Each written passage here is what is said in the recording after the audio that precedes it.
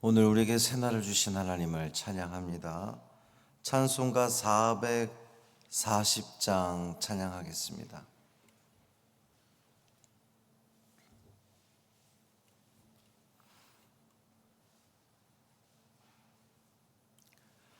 찬송 440장. 어디든지 예수 나를 이끌면 찬양함으로 새벽 기도회를 시작하겠습니다.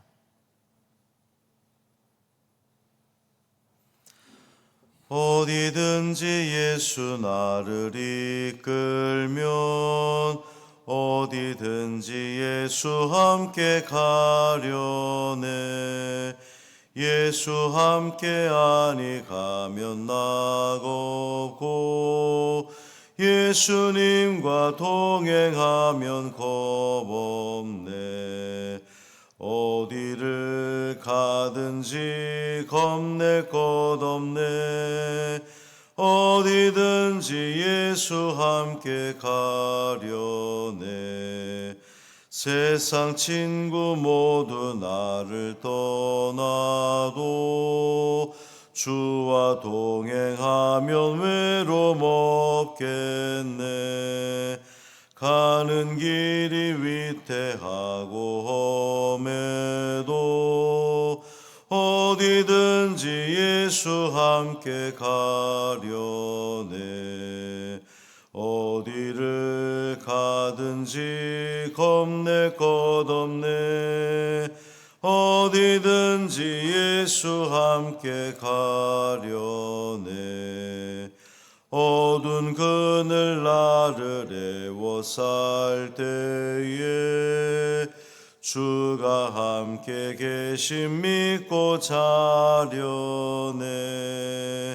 죽은 후에 천국에서 깨어나 예수 함께 길이 살리라. 어디를 가든지 겁낼 것 없네. 어디든지 예수 함께 가려네. 아멘. 사도신경으로 우리의 신앙을 고백하겠습니다. 전능하사 천지를 만드신 하나님 아버지를 내가 믿사오며 그 외아들 우리 주 예수 그리스도를 믿사오니 이는 성령으로 잉태하사 동정녀 마리아에게 나시고 본디오 빌라도에게 고난을 받으사 십자가에 못 박혀 죽으시고 장사한 지 사흘 만에 죽은 자 가운데서 다시 살아나시며 하늘에 오르사 전능하신 하나님 우편에 앉아 계시다가 저리로서 산자와 죽은 자를 심판하러 오시리라. 성령을 믿사오며 거룩한 공회와 성도가 서로 교통하는 것과 죄를 사하여 주시는 것과 몸이 다시 사는 것과 영원히 사는 것을 믿사옵나이다. 아멘. 에스겔 12장 1절부터 16절까지 말씀입니다.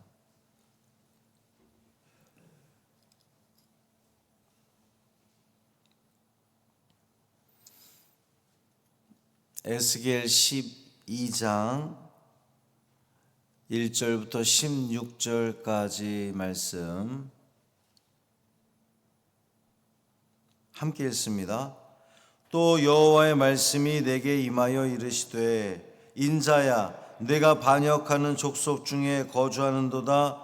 그들은 볼 눈이 있어도 보지 아니하고 들을 귀가 있어도 듣지 아니하나니 그들은 반역하는 족속임이라. 인자야 너는 포로의 행장을 꾸리고 낮에 그들의 목전에서 끌려가라. 내가 내 초소를 다른 곳으로 옮기는 것을 그들이 보면 비록 반역하는 족속이라도 혹 생각이 있으리라. 너는 낮에 그들의 목전에서 내 포로의 행장을 밖에 내놓기를 끌려가는 포로의 행장같이 하고 저물 때에 너는 그들의 목전에서 밖으로 나가기를 포로되어 가는 자 같이 하라. 너는 그들의 목전에서 성벽을 뚫고 거리로 따라 옮기되 캄캄할 때에 그들의 목전에서 어깨에 메고 나가며 얼굴을 가리고 땅을 보지 말지어다. 이는 내가 너를 세워 이스라엘 족속에게 징조가 되게 하림이라 하시기로 내가 그 명령대로 행하여 낮에 나의 행장을 끌려가는 포로의 행장같이 내놓고 저물 때에 내 손으로 성벽을 뚫고 캄캄할 때에 행장을 내다가 그들의 목전에서 어깨에 메고 나가니라. 이튿날 아침에 여호와의 말씀이 또 내게 임하여 이르시되 인자야 이스라엘 족속 곧 그 반역하는 족속이 내게 묻기를 무엇을 하느냐 하지 아니하더냐.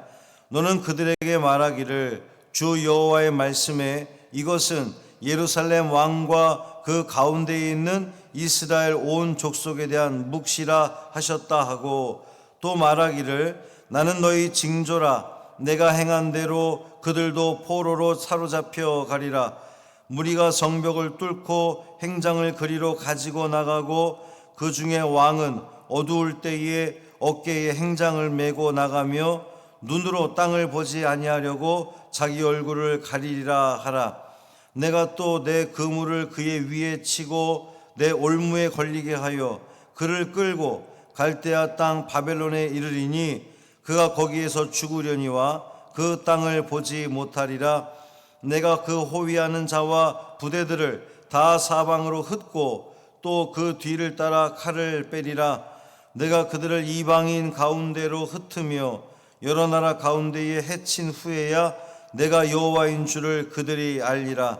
그러나 내가 그중 몇 사람을 남겨 칼과 기근과 전염병에서 벗어나게 하여 그들이 이르는 이방인 가운데에서 자기의 모든 가증한 일을 자백하게 하리니 내가 여호와인 줄을 그들이 알리라.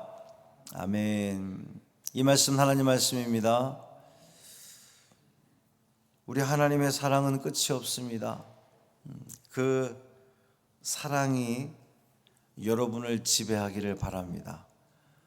여러분의 입술에서 그 사랑이 나가고 여러분의 눈빛에서 그 사랑이 나가고 여러분의 삶에서 그 사랑이 여러분 주위에 있는 이들에게 펼쳐짐으로 말미암아 우리 하나님의 살아계심, 사랑의 하나님을 만방 가운데 증거하는 오늘 하루 되기를 주님의 이름으로 축원합니다. 하나님은 에스겔에게 또 상징적인 그 행동을 하게 하십니다.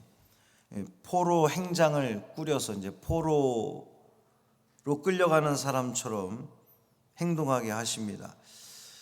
왜 그렇게 하시냐면 이 백성은 눈이 있어도 보지 못하고 귀가 있어도 듣지 못하기 때문에 반역하는 족속들이기 때문에 이런 아주 충격적인 행동으로 자극을 주어야만 그들이 패망이 임박한 자들인 것을 깨닫게 될 것이기 때문에 하나님은 이런 자극적인 방법을 쓰는 겁니다. 이렇게까지 하시는 이유는 우리 하나님의 자비하심이 여전하기 때문에 그래요.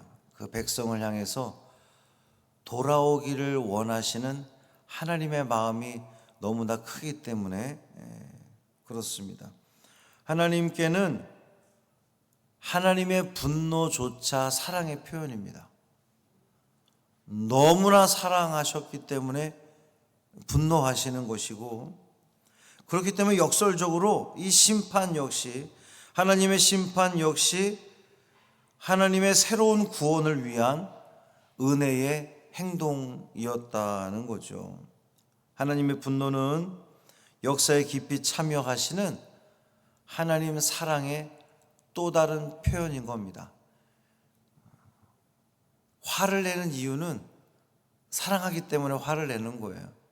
사랑하지 않으면 그냥 그러든지 말든지 내버려 두는 것인데, 하나님이 계속해서 이렇게 진노하시고 심판하신다는 것은 여전히 크게 듣지도 못하고 깨닫지도 못하고 보지 못하는 그들을 여전히 사랑하셔서 돌아오기를 원하시는 그 마음으로 우리 하나님은 진노의 심판을 내리신다는 겁니다. 그러니 우리 하나님은 냉정한 심판자가 아니라 끝까지 기다리며 기회를 주시는 사랑의 하나님이신 거죠.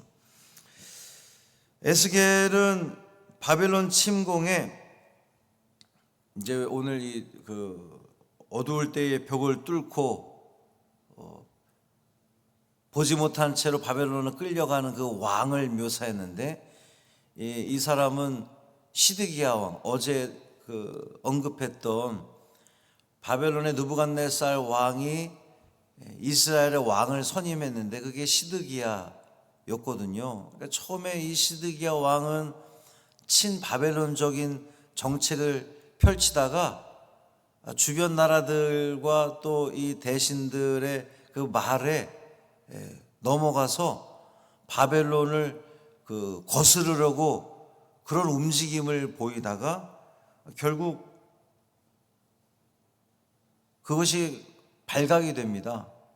발각이 되어서 자신이 보는 앞에서 아들들이 죽임을 당하고 자기는 두 눈을 뽑혀서 결국 이제 바벨론에 끌려가는, 지금 그 장면을 하나님은 이야기하시는 거예요. 그걸 행동으로, 에스겔의 행동을 통해서 보이게 하는 겁니다. 그러니까 이조차도 오늘 본문의 표현에 보면 하나님이 그물을 쳐서 이 시드기야 왕으로 하여금 바벨론 왕에게 걸리게끔 하신 것으로 이렇게 묘사되는 겁니다.